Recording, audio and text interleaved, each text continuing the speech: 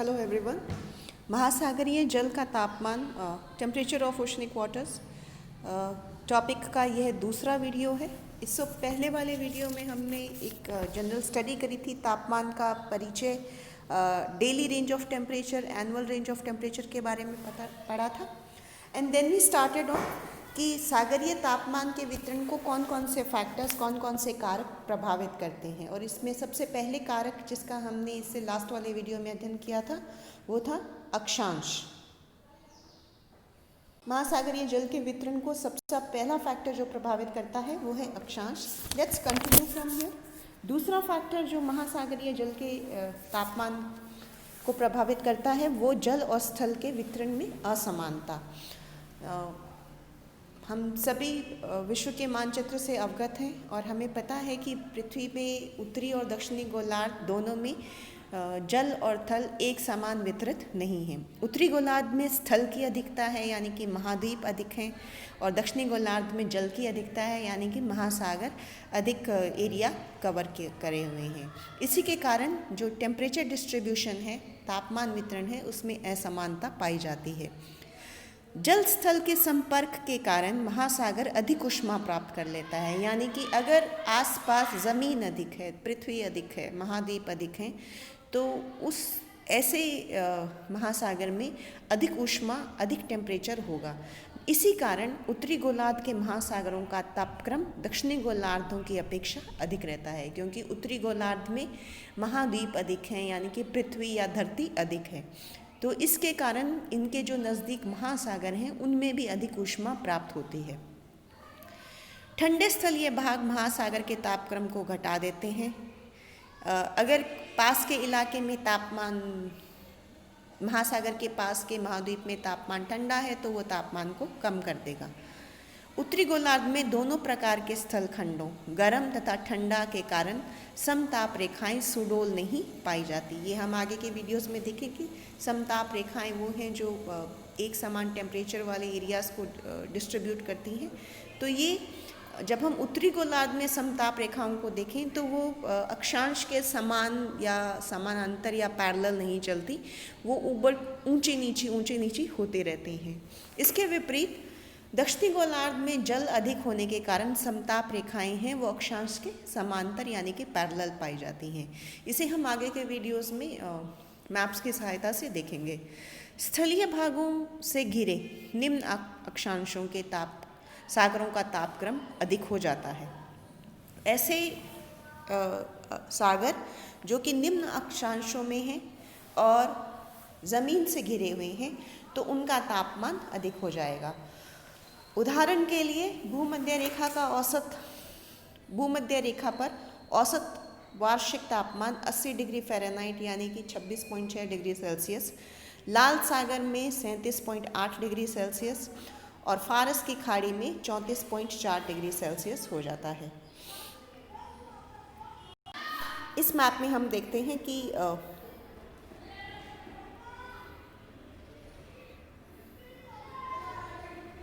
उत्तरी गोलार्ध में, यानी कि ये उत्तरी गोलार्ध है, यहाँ पर ज़मीन अधिक है, महाद्वीप अधिक हैं, पृथ्वी अधिक है और महासागर कम है।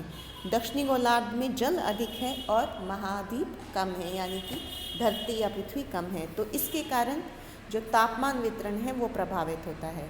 इसके बाद में वो बताया कि जो महासागर स्थलीय भागों से घिरे हुए हैं, यानी कि ऐसे छोटे सागर जिनके चारों तरफ ज़मीन है।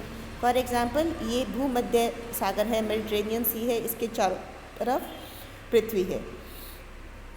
इसी प्रकार रेड सी है और इसी प्रकार पर्शियन गल्फ है। तो यहाँ पर तापमान है वो अधिक पाया जाएगा क्योंकि इनके लगभग चारों तरफ धरती है, तो उससे इनमें भी अधिक ऊष्मा प्राप्त हो जाती है। तीसरा फैक्टर जो सागरीय जल के तापमान वितरण को प्रभावित करता है वो है प्रचलित हवाएं। हवाओं की दिशा सागरीय तापमान को पर्याप्त प्रभावित करती हैं। जब स्थल से सागर की ओर हवाएं चलती हैं तो अपने साथ तट से सागर के गर्म जल को सागर की ओर बहा ले जाती हैं। उसकी स्थानापूर्ति के लिए नीचे से ठंडा जल ऊपर आ जाता है, जिस कारण वहाँ का तापक्रम कम हो जाता है। इसके विपरीत जब हवाएं तट की ओर चलती है तो वहाँ पर तट के पास गर्म जल राशि एकत्रित हो जाती है, जिस कारण वहाँ पर तापमान बढ़ जाता है। कि अगर कोई ऐसा एरिया है, फॉर एग्जाम्पल अगर हवा यहाँ से यहाँ चलेंगी, इट्स जस्ट एन एग्जाम्पल, कि ज़मीन से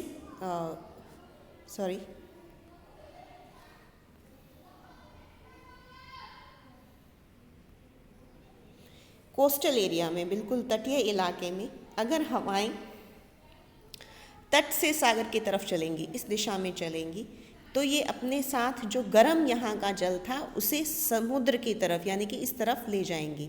गर्म जल इधर चला जाएगा तो यहाँ की जो यहाँ के सागर में जो नीचे का ठंडा जल था वो ऊपर सतह पर आ जाता है। इस इलाके में जो नीचा ठंडा सागरीय जल है वो ऊपर की तरफ आ जाता है। ऊपर का गर्म जल हवा के साथ बहकर दूर चला गया, सागर समुद्र के बीच की तरफ चला जाता है।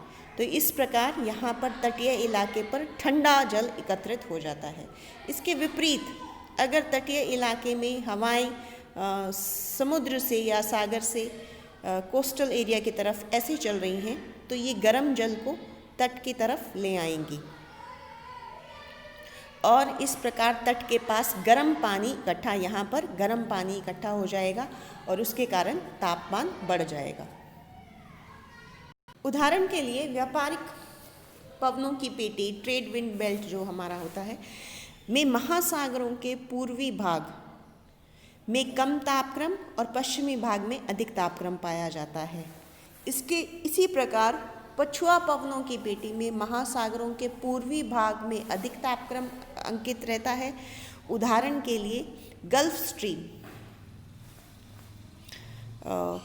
उत्तरी पश्चिमी यूरोप के तट पर और क्यूरोशियो धारा एशिया के दक्षिणी पूर्वी तट पर तापक्रम बढ़ा देती है। Let's look at these currents in a map. Gulf stream धारा और क्यूरोशियो धारा, इसे आगे जब हम महासागरीय धाराएं पढ़ेंगे तो इनका मैप के सहायता से अध्ययन करेंगे। नेक्स्ट फैक्टर है महासागरीय धाराएं। महासागरों में गर्म और ठंडी दोनों प्रकार की धाराएं बहती हैं और ये अपने जिस क्षेत्र में बहती हैं वहाँ के जहाँ पर ये पहुँचती हैं वहाँ के तापक्रम को प्रभावित करती हैं। गर्म धाराएं जहाँ पर पहुँचती हैं वहाँ का तापमान बढ़ा देती हैं। गल्फ स्ट्रीम उत्तरी अमेरिका के पूर्वी तट के पास और उत्तरी पश्चिमी यूरोप के पास सागरीय तापक्रम बढ़ा देती हैं। इसी तरह क्यूरोशिया एशिया के पूर्वी भाग के जल को अलास्का तक बहा ले जाती हैं और तापक्रम को ऊंचा कर देती हैं। इन दोनों धाराओं को हम देखेंगे।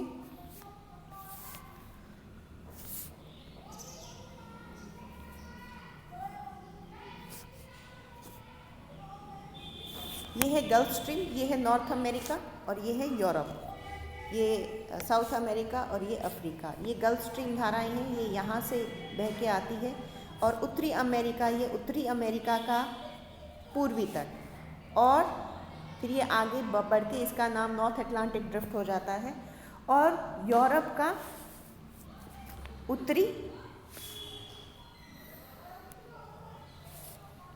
का ये उत्तरी पश्चिमी तट, इस इलाके में ये गल्फ स्ट्रीम की हवाएं पहुंचती हैं जिसके कारण सागर का तापमान बढ़ जाता है।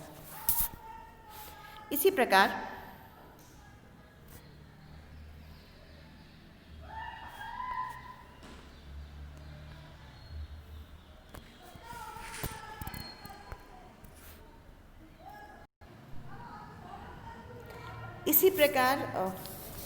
ये है एशिया और यहाँ पर क्यूरोशियो धारा, ये रही क्यूरोशियो धारा, ये एशिया के पूर्वी भाग, ये एशिया है और इसके पूर्वी भाग यहाँ पर तापमान बढ़ा देती है और ये गर्म पानी यहाँ पर अलास्का तक, ये अलास्का है, यहाँ तक पहुँच जाता है। अगर ये धाराएं नहीं होती तो इन महासागरों का यहाँ पर तापमान बहुत कम होता। इसके विपरीत ठंडी धाराएं तापक्रम को नीचा कर देती हैं। उत्तरी अमेरिका के उत्तरी पूर्वी तट पर लैब्राडोर ठंडी धारा के कारण तापक्रम हिमांक के पास पहुंच जाता है, जबकि उन्हीं अक्षांशों पर उत्तरी पश्चिमी यूरोप के तट पर सागर का तापमान गल्फ स्ट्रीम के कारण ऊंचा रहता है। इसे मैप में देखते हैं।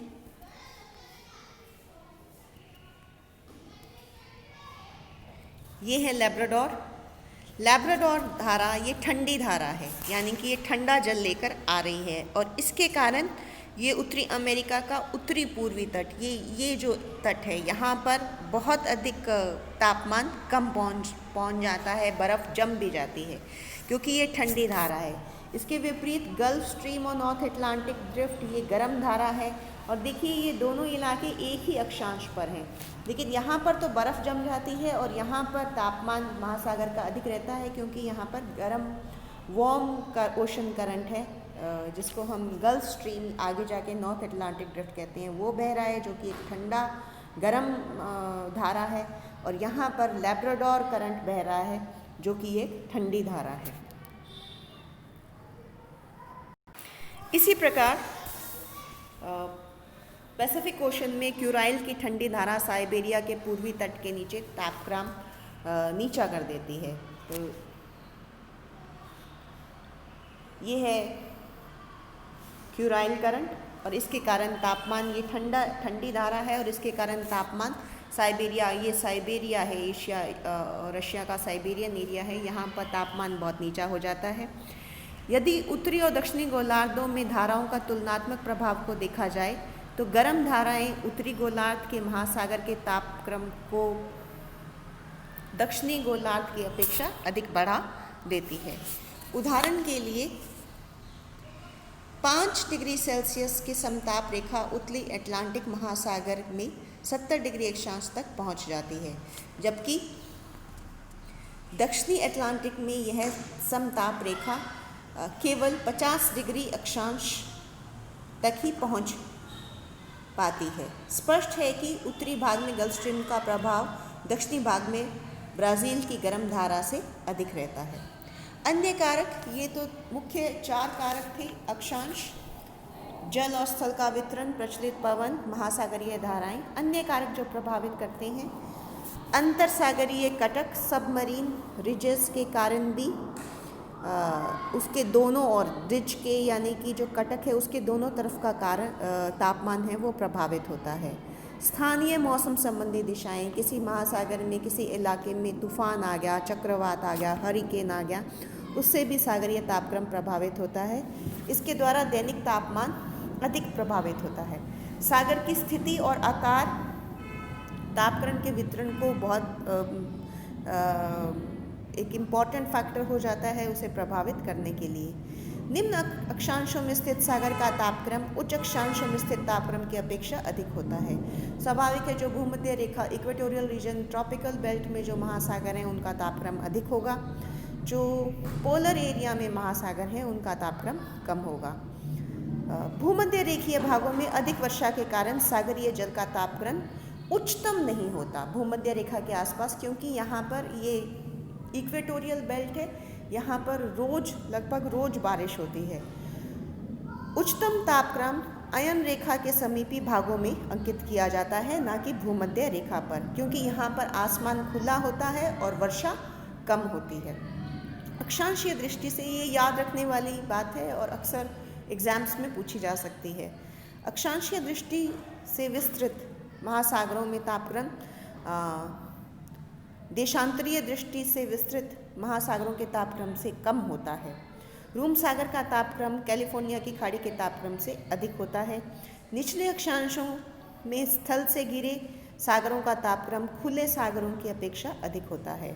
लाल सागर 32 डिग्री सेल्सियस, फारस की खाड़ी 34 डिग्री सेल्सियस। उच्च अक्षांशों में इसकी विपरीत स्थिति होती है। खुले सागरों का तापक्रम बंद सागरों की अपेक्षा अधिक होता है। एग्जाम्पल, बाल्टिक सागर का है 0 डिग्री जो कि खुला, और खुले सागर का 4.4 डिग्री सेल्सियस। इसके साथ ही ये टॉपिक ख़त्म होता है। नेक्स्ट वीडियो विल बी महासागरीय तापमान के वितरण पर। Thank you.